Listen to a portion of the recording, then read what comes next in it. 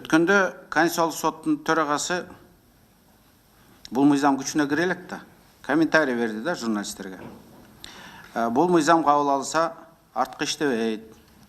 Бул мыйзам Атамбаевка эч кандай тиешеси жок. Эгерде мыйзам кабыл алса, азыркы аракеттеги гана президентке тиешеси бар, арткы иштебейт деп. Хотя бул жерде эки аспект бар. Юридический жактан алганда бул мыйзам арткы иштебейт деген общий түшүнүк бар да, ал 2005 жылдан баштап, 2005 жылдан баштап арткы иштебейт, Анткени 2005 жыл ал Конституциядан алынып калган. 2006 жыл мына тактоо. 2006 жылдан баштап ал арткы иштебейт. Андан бери жөнүндө, то есть юридический айтканда дагы мындай бир туура эмес жагдай бар, экинчиси саясий жагы. Ушул Конституциялык соттун төрагасы мыйзам күчүнө кире электе өзүнүн баягы саясий авторитети бар да, саясий салмагы да бар да кишинин. Ошону кыянаттык кылып ушинтип айтканга туурабы, туура эмеспи деген саясий баа бар да. Ошого мына өзү келген жок. Өзүнө берип, өзүнөн жогу унуксак болот эле. Бирок бул жерде юстиция министри отурат. Ушу мен юстиция министринен сурайт элем да, сиз кандай деп эсептейсиз? Ушул туурабы же туура эмеспи? Конституциялык соттун төрагасынын ушинтип айтканы.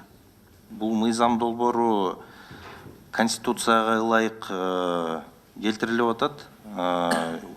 Убагында өкмөттүн тарабынан деле бул мыйзамга өзгөртүүлөр киргизилип аткан, бирок мындай объективдүү себептер менен бул токтом кайра күчүн жоготуп, 2011 жылы бул ошого окшош мыйзам долбоору киргизилген Жогорку Кеңешке, бирок 14 жылы кайра кайтарылып, ошол токтом күчүн жоготту да.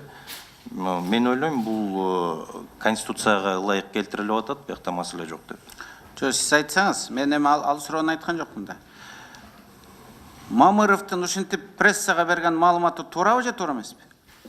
Мыйзамга дал келеби? Конституциялык соттун төрагасы ал бир катардагы эксперт же юрист эмес да, Конституциялык соттун төрагасы. Эртең ушул Конституция боюнча бир пикири болсо, именно сотко барып тиет. Ошо киши карап, ошо киши чечим оглашать этет.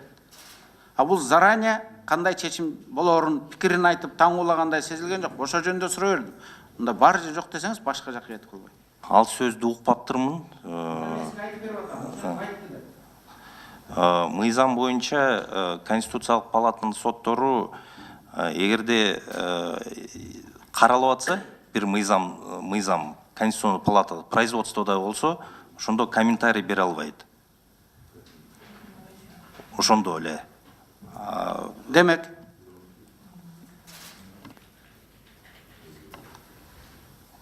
ошо айттым мен.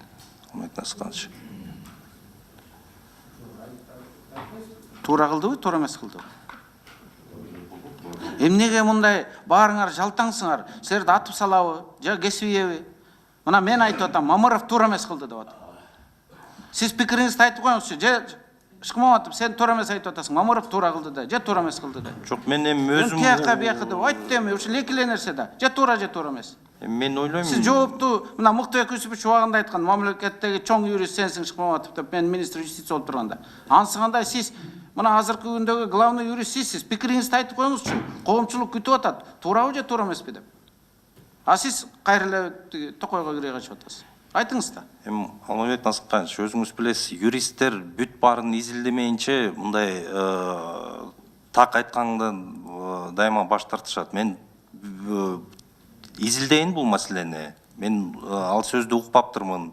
Эмне жөнүндө сөз болгонун мен уккан жокмун. Сиз айтып атасыз, мен изилдейин. А так азыр туурабы туура эмес айтканда туура эмес деп ойлойм да. Аман болуңуз. Рахмат.